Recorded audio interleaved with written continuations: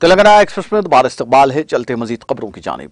अधिकार सेना के कौमी सदर अमिताभ ठाकुर ने अतीक अहमद और उनके भाई अशरफ के कत्ल के मामले की सीबीआई जांच के लिए सुप्रीम कोर्ट में अर्जी दाखिल की है।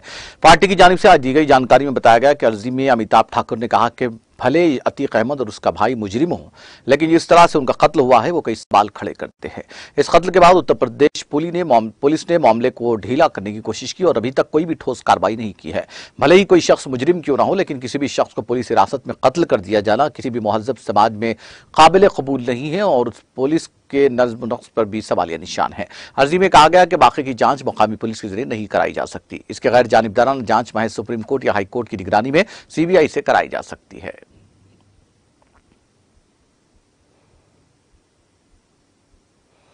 वज़ीर-ए-आज़म नरेंद्र मोदी ने नागालैंड में ट्यूनिस सिंह के मुकाम पर स्वच्छ भारत मिशन के तहत किए गए काम की सताइश की। नागालैंड लेजिस्लेटिव असेंबली के रुकन जैकब ज़ैमूमी के एक ट्वीट के जवाब में वज़ीर-ए-आज़म ने ट्वीट किया, बहुत खूब, हमने पूरे हिंदुस्तान में स्वच्छता के तई जबरदस्त तवानाई का मुशाहिदा किया है, जिसकी वजह से सेहत और ख़वातीन के तफवीज़ इख्तियारात समेत मुख्तलिफ शोबों में ठोस और वाज़ेह फ़ायदे हुए हैं।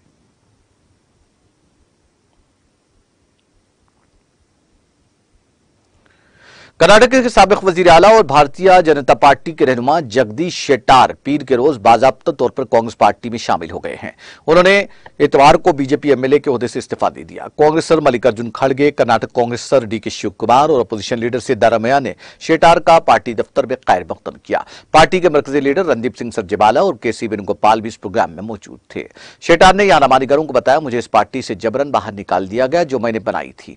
मैं कांग्रेस के नजरिए और उसूलों को कबूल करते हुए इसमें शामिल हो रहा हूं। बीजेपी पर तनकीद करते हुए उन्होंने कहा कि वो पार्टी पहले और फर्द बाद में वाले अपने उसूलों से पीछे हट गई है। उन्होंने कहा कि अब बीजेपी वाज़ेह तौर पर पार्टी बाद में और कुछ लोग पहले के उसूल पर काम कर रही है। शेट्टार ने कहा कि बीजेपी क़यादत ने उनकी तौहीन की और अपने हल्के में ज़ेर इल्तिबा काम मुकम्मल करने के लिए टिकट की दरख्वास्त करने के बावजूद उन्हें महरूम रखा गया। उन्होंने वाज़ेह किया कि वो वजीर या वजीर आला बनने के ख्वाहिशमंद नहीं है।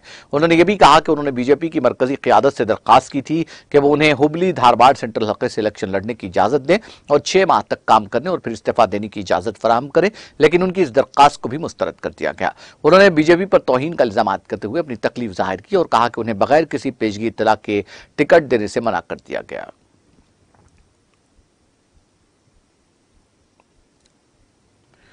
लोगों की खिदमत करना, अवामी मुश्किलात दूर करना और अवामी मसाइल उजागर करना नेशनल कॉन्फ्रेंस का बुनियादी मंशूर रहा है और पार्टी आज भी इस उसूल पर सख्ती से कारबंद है।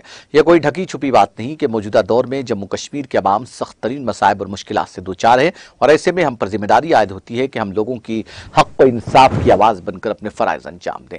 इन बातों का इज़हार नेशनल कॉन्फ्रेंस के सदर डॉक्टर फारूक अब्दुल्ला ने आज पार्टी हेडक्वार्टर सरकर्दा पार्टी लीडरान और अहदेदारान के साथ तबादले ख्याल करते हुए किया। डॉक्टर फारूक अब्दुल्ला ने पार्टी से वाबस्ता अफराद से कहा कि यह कोई ढकी छुपी बात नहीं कि लोग इस वक्त गुनागू मुश्किलात से दो चार हैं और कश्मीरी कौम को हर सतह पर मजलूम और महकूम बना दिया गया है और अवाम की कहीं पर भी सुनवाई नहीं हो रही है। उन्होंने कहा कि ऐसे में हम पर और ज्यादा जिम्मेदारी आयद होती है कि हम लोगों के साथ शाना बशाना रहे और उनके मसाइल और मुश्किलात हर सतह पर उजागर करें ताकि उनका इजाला हो सके। उन्होंने कहा कि नेशनल कॉन्फ्रेंस से वाबस्ता तमाम लीडरान और अहदेदारान हर वक्त अवामी मसाइल और मुश्किलात और मुतालिबात को उजागर करने में मसरूफ रहते हैं, लेकिन जमीनी सतह पर भी इसका काम इस काम में सरत आनी चाहिए।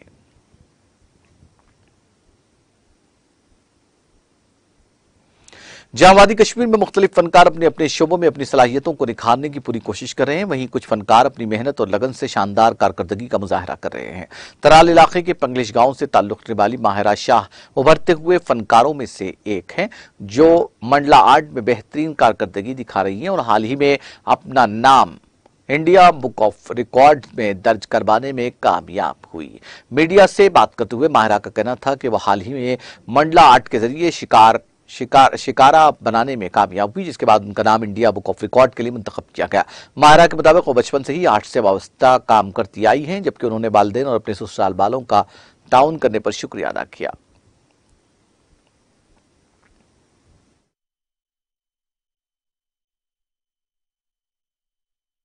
रिसेंटली मुझे नॉमिनेट किया गया था इंडिया बुक ऑफ रिकॉर्ड्स से, जिसकी कंफर्मेशन मुझे अल्हम्दुलिल्लाह से मिल गई थी और अल्हम्दुलिल्लाह से अब मेरे पास गोल्ड मेडल भी पहुंच गया है इंडिया बुक ऑफ रिकॉर्ड्स से।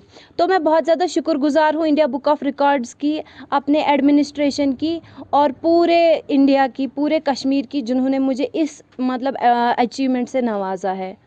जी। और इससे भी खुशी की बात मुझे कल पता चली है, जो कि मुझे इंटरनेशनल बुक ऑफ रिकॉर्ड्स में भी नॉमिनेट कर दिया गया है। वहाँ से मुझे एप्रिसिएशन भी मिलने वाली है अल्हम्दुलिल्लाह से, और इसी मंथ मुझे वहाँ से भी गोल्ड मेडल और सर्टिफिकेट मिलने वाली है। और इससे भी बहुत ज़्यादा खुशी है मुझे इस बात की, क्योंकि मुझे मतलब इतनी बड़ी एप्रिसिएशन मिली और इंशाल्लाह से मुझे मिलने वाली है इंटरनेशनल बुक ऑफ रिकॉर्ड्स से। अगर मैं अपने सफ़र, अपने जर्नी की बात करूं तो मैंने ज़ीरो से स्टार्ट किया है। मैंने ड्राइंग पेंटिंग से स्टार्ट किया है, उसके बाद इंटरेस्ट बढ़ता गया। मेरा पैशन जो इसमें मतलब शौक़ था इसमें आने का, मेरा वो शौक़ बढ़ता गया ताकि मैं इसमें और आगे हो सकूं, ताकि मैं अपने कश्मीर को प्रमोट कर सकूं। उसके बाद मैंने मंडला आर्ट में अपना हुनर दिखाया, जो कि अभी कश्मीर में किसी ने नहीं बनाया था। मैंने वर्ल्ड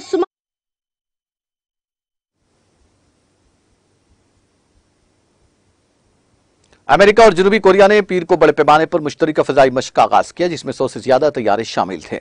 जनूबी कोरिया की खबर रसाई एजेंसी योनहाप ने इत्तला दी कि कोरिया फ्लाइंग ट्रेनिंग एक हफ्ते से ज़्यादा अरसे तक ग्वांगजो एयर बेस पर जारी रहेगी, जिसमें तकरीबन 110 तैयारे, 60 से ज़ायद जनूबी कोरियाई जंगी तैयारे और तकरीबन 40 अमरीकी तैयारे और 1400 से ज़्यादा फौजी शामिल होंगे। यूनाप ने जनूबी कोरिया की बहरिया के हवाले से बताया कि अमेरिका, जनूबी कोरिया और जापान बहरी जापान में बैनुल-अक़वामी पानियों में एरिया मिसाइल डिफेंस मशक़ें कर रहे हैं। शुमाली कोरिया की जानिब से बैनुल-बर्र-ए-आज़मी बैलिस्टिक मिसाइल के तजर्बे के बाद जनूबी कोरिया और अमेरिकी फ़ज़ाइया ने मुबैना तौर पर जौहरी सलाहियत B-52H स्ट्रैटेजिक बमबारों की मुश्तरका मशक़ की। मिसाइल को बहरी जापान की तरफ छोड़ा गया, तकरीबन 1000 किलोमीटर तक परवाज़ करते हुए जुमेरात को जापान के खुसूसी इख्तिसादी जोन के बाहर गिरा था। इस लॉन्च से पहले जापानी हुक्काम ने शुमाली जजीरे होकाइडो के रहायशियों के लिए इनकला का हुक्म जारी किया। सूडान में फौज और रैपिड सपोर्ट फोर्स के दरमियान झड़पों में मरने वालों की तादाद 80 से तजावुज कर गई है, जबकि 1100 से ज्यादा लोग जख्मी हुए हैं। वर्ल्ड हेल्थ ऑर्गेनाइजेशन ने यह इत्तला दी। WHO ने इतवार को कहा कि 13 अप्रैल से सूबे खर्तूम, जनूबी कोर्डफोन, शुमाली दारफोर, शुमाली रियासत और दीगर इलाकों में झड़पों से 83 से ज्यादा अफराद हलाक और 1126 जख्मी हो चुके हैं। फौज और RSF के दरमियान लड़ाई अब खर्तूम शहर में मरकूज है। वहां के बहुत से अस्पतालों में खून की मुंतकिली के आलात और तिब्बी सामान की कमी की इत्तला है। वाज़ेह है कि हफ्ते के रोज फौज और RSF के दरमियान झड़प हुई थी। सरकारी फोर्सेस ने RSF पर बगावत का इल्जाम लगाया और उनके ठिकानों पर हवाई हमले शुरू कर दिए।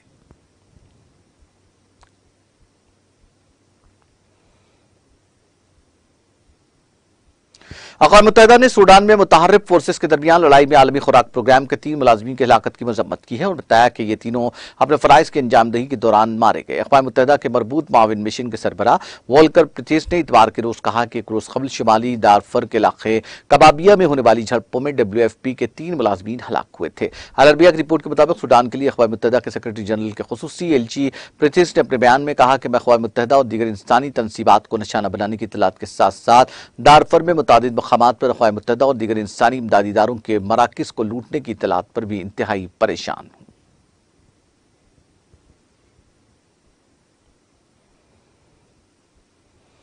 अमेरिका के डेडवेल के छोटे शहर अलाबामा में फायरिंग के नतीजे में 4 अफराद हलाक और कम से कम 20 से ज्यादा जख्मी हो गए। मुकामी टीवी स्टेशनों ने यह इत्तला दी। टीवी स्टेशन WRBL ने अलाबामा के कानून नाफिज करने वाले इदारे की जानिब से जारी होने वाले रिलीज का हवाला देते हुए इतवार को कहा कि फायरिंग का वाक़या हफ्ते की रात 10:30 बजे के करीब पेश आया। मुकामी रिपोर्ट्स में बताया गया कि डांस स्टूडियो में डांस और गाने के दौरान सालगिरह की तकरीब के दौरान गोलियों की आवाजें आई। फायरिंग की वजह का अभी तक पता नहीं चल सका और न ही अभी तक किसी को हिरासत में लिया गया है।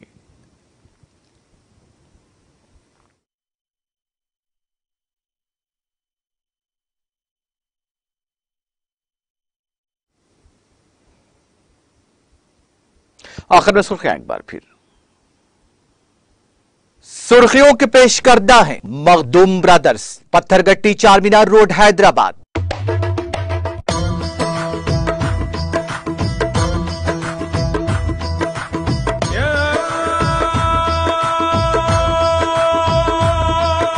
Makhdoom brothers, Pathergatti, Charminar road, Hyderabad. हरियाली और सफाई के लिए तेलंगाना की पंचायतों के एजाज, सर जमुरिया के हाथों वजीर रबली दयाकर राव ने टीम के साथ हासिल किए अवार्ड्स। वजीर आला KCR ने किया मसर्रत का इजहार। रियासत की तरक्की KCR के जरिए मुमकिन, बेघर अफराद को गृह लक्ष्मी के तहत दिए जाएंगे मकानात। राजन्ना सिलसिला में तरक्याती प्रोग्राम तकरीब से वजीर के TR का खिताब।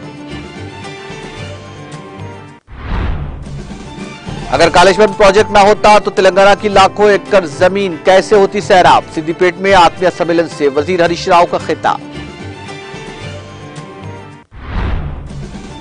हजरत मौलाना सैयद मोहम्मद कबूल बादशाह कादरी शुत्तारी का साने इर्तिहाल। वजीर दाखिला मोहम्मद महमूद अली ने किया दीदार। गमजदा अरकान खानदान को दिया पुरसा।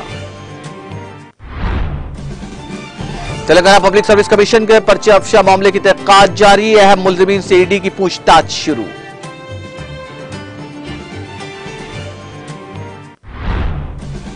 मलकाजगिरी और अलवाल के तालाबों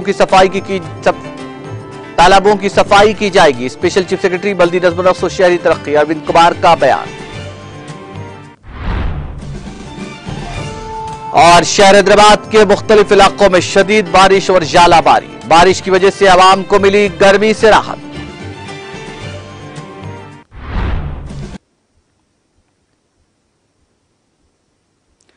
तेलंगाना एक्सप्रेस में फिलहाल इतना ही। मुझे और मेरी पूरी टीम को दीजिए इजाजत। ताजा तरीन अपडेट्स के लिए देखते रहिए टीटीवी।